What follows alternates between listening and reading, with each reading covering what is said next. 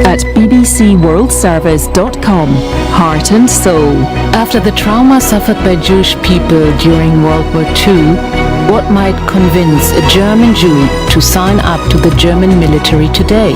The Arts Hour is next. This is the BBC World Service, the world's radio station.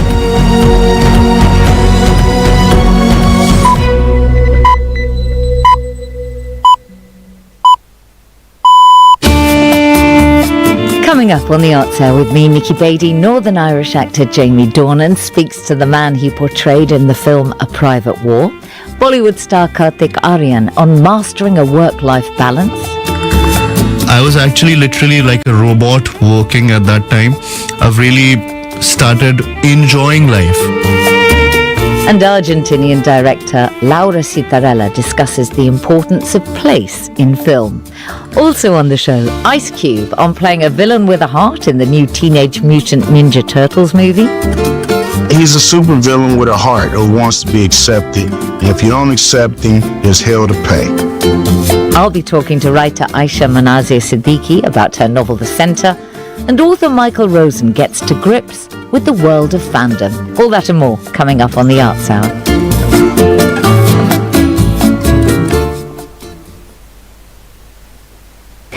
Hello, I'm Emily Thomas with the BBC News.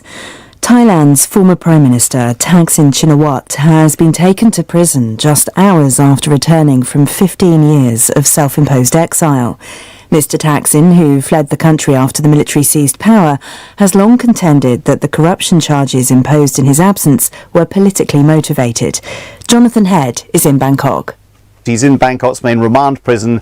He looked fine and very happy and healthy this morning, but we've discovered he apparently has a number of ailments that might require him to be in the hospital wing of the prison, where he'll be a lot more comfortable. And it's all tied up with Thai politics, because Mr Thaksin's party, Pheu Thai, is right in the process of trying to get its own prime ministerial candidate voted in at the head of a coalition government. And we believe this is all part of the grand bargain, that if this government gets in, if Mr Thaksin's party is in key positions, particularly the Justice Ministry, there will be a chance to interpret the laws in a way that guarantees him lenient treatment. The UN mission in Afghanistan has recorded hundreds of reprisals against security personnel belonging to the former government since the Taliban seized power 2 years ago. Here's Sanjay Dasgupta. A report compiled by the UN documents at least 218 extrajudicial killings and about 600 incidents of torture, arbitrary arrests or forcible disappearances. The victims are the security personnel belonging to the former government. They suffer at the hands of local Taliban commanders. Taliban leaders deny there are any reprisal killings, pointing out that their supreme leader has declared a general amnesty for former government officials and military personnel. But the UN report outlines a different reality. It's been 2 years since Western forces left, but Afghanistan still reaps a grim legacy of blood. Members of the BRICS bloc of countries, Brazil, Russia, China, India and South Africa, are meeting for a summit in Johannesburg today amid a surge in interest in membership. Nomsa Maseko is in Johannesburg. More than 20 countries have already applied to be members of BRICS, and that includes Africa's biggest economy, Nigeria, and also Argentina, and countries like Iran as well. Because there's a lot of excitement, particularly in developing countries, with BRICS asserting itself as a force that can be able to stand up to the West. More than 60 patients have been evacuated from a hospital in Alexandroupolis in northeastern Greece, which is threatened by wildfires. The authorities said they've been moved by a ferry as a precautionary measure as the blazes raged out of control for a fourth day. Video taken from inside the hospital showed the flames, though still some distance away. 14 other people were evacuated from a nearby village. The burned body of a man believed to be a migrant was found near Alexandroupolis on Monday. BBC News. Ukrainian officials say a Russian rocket attack on the central city of Kryvyi Rih has injured one person and damaged houses and energy infrastructure. The head of the district said power cuts forced several hospitals to switch to generators. Meanwhile, the Russian authorities say they've thwarted more attacks by Ukrainian drones over the Moscow region. Israeli forces have shot and killed a Palestinian teenager during a raid in the occupied West Bank. Islamic Jihad said he'd been one of its members.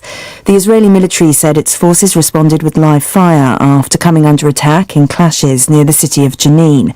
Elsewhere in the West Bank, Israeli security forces arrested 2 Palestinians in Hebron on suspicion of carrying out a shooting on Monday in which an Israeli woman was killed. Scientists in Britain say MRI scans could detect prostate cancer in men far more accurately than blood tests. They found scans picked up some serious cancers that would have been missed by blood tests alone. Here's Fergus Walsh. Despite being the most common cancer in men, there is no prostate screening program. A blood test can check for high levels of a protein called PSA, which may indicate cancer, but it often gives false readings. In this study, 300 men in London had MRI scans as well as blood tests. MRI proved far more accurate in diagnosing cancer. Of the 25 men whose aggressive cancer it detected, over half had negative PSA tests, meaning their disease could have gone undetected until it had spread. 6 school children in Pakistan are among 8 people stuck in a cable car in the mountainous Khyber Pakhtunkhwa province after 2 of its cables snapped. The children were on their way to school. Officials say the cable car was privately run by locals to cross a river. BBC News. Hello and welcome to the Arts Hour on the BBC World Service. I'm Nikki Beattie, bringing you the best global arts and culture conversation from across the BBC and beyond, and a star-studded lineup of guests. Coming up on today's show, in a moment, Northern Irish actor Jamie Dornan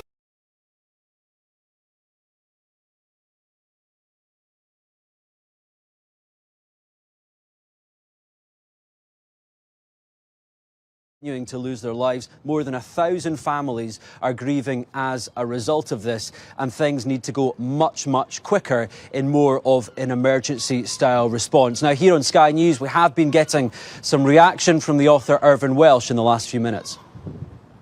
There is no choice. I mean, if you're living in a scheme, you don't really have the choice. You know, there's no avenues of social mobility left. There's no educational avenue, there's no economic avenue, there's no sort of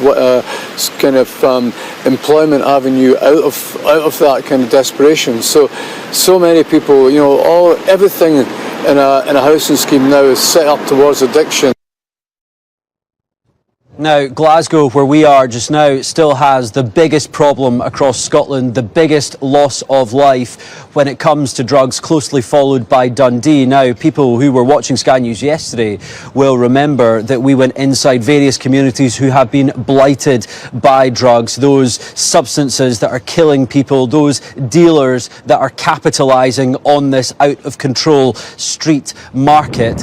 You can read that full analysis and that eyewitness coverage on the Sky News app and website. We have been getting some reaction from the drugs minister, who is due to visit this facility here in Glasgow in the next few minutes. We'll bring that interview to you here on Sky News when we have it, but she has said she is pleased to see that hundreds of families have been spared this agony and lives have been saved, but she says every life lost is a tragedy and the number of deaths is still too high. She says she will never underestimate the scale of the challenge and will be questioning her on that very challenge here in the next hour. Connor, thanks so much for that. We look forward to your ongoing coverage of that story today. Still to come on the programme, where are the Lionesses? Why these fans were left disappointed at Heathrow